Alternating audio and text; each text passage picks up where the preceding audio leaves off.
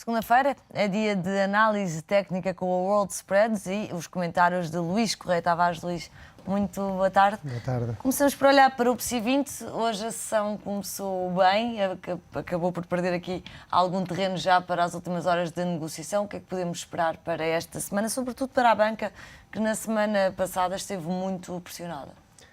Sim, portanto, de uma forma geral, falando do PSI 20, ele fechou precisamente nos 5.750 pontos, que é precisamente aquele suporte muito importante que ele não deveria perder. Ele tem perfurado o mesmo no decorrer de algumas sessões, mas depois em fecho, embora na sexta-feira tenha fechado abaixo do mesmo, em fecho não o faz mais do que 2 dias seguidos. Portanto, é muito importante segurarmos este suporte para que não nos dirijamos ao nível de 5.450 e os 5.200.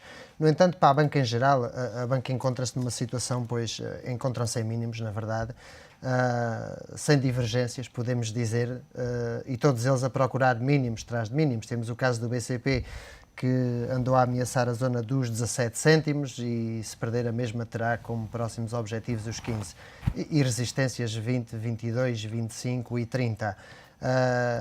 O banco que tecnicamente, olhando de uma forma técnica, apresenta melhores condições é o BANIF.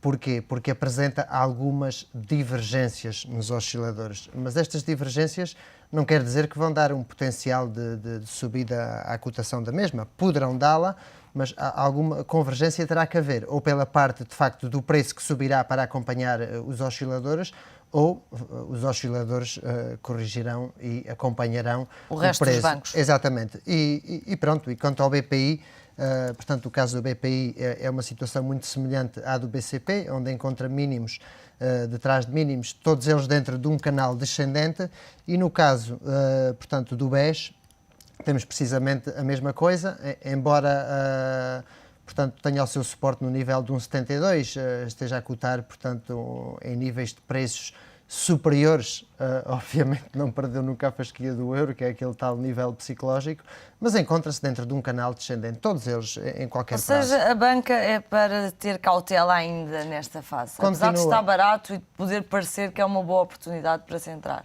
É verdade, e a longo prazo, mesmo a meio e longo prazo, teriam quase que duplicar os seus preços, ou triplicar em alguns casos, para poderem entrar em tendências de meio e longo prazo, já laterais ou altistas. Portanto, por mais que subam, não representam oportunidade de investimento de longo prazo. Quando eu digo longo prazo, se calhar direi 1 ano, 2 anos, mas há aqueles investidores que olham para a banca não de uma forma pelo preço da ação, mas sim como ter aquela política de que eu tenho uma determinada quantia aplicada em determinado banco e acredito no crescimento futuro do banco, a 10, a 15, a 20 anos, não interessa, e esses não olham para isso desta forma, obviamente. Luís, vamos olhar para outros títulos, estes mais pela positiva.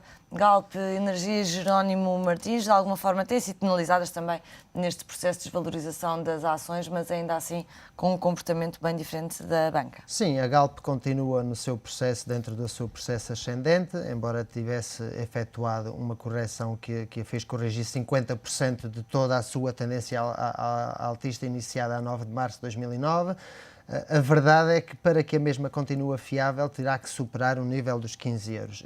Eu já referi isto uma vez, é importantíssimo, porque ela encontra-se numa zona de pullback, que é uma zona que dará continuidade à correção.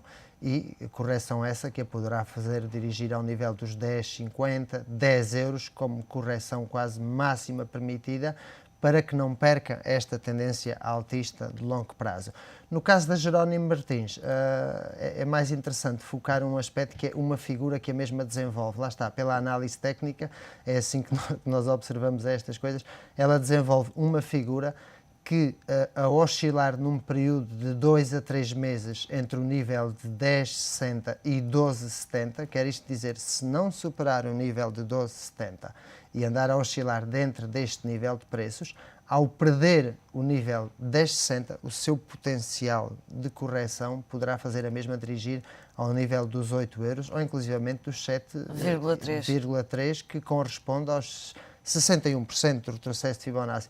É uma correção sólida, é uma correção necessária se a fizer, não é assustadora com vista à análise técnica, e é necessária porque ainda não fez uma correção desta envergadura ao longo de 2 anos e algo, mas a verdade é que talvez será de observar, é momento de entrar, seria se esperássemos por nível e para a superação dos 12,70.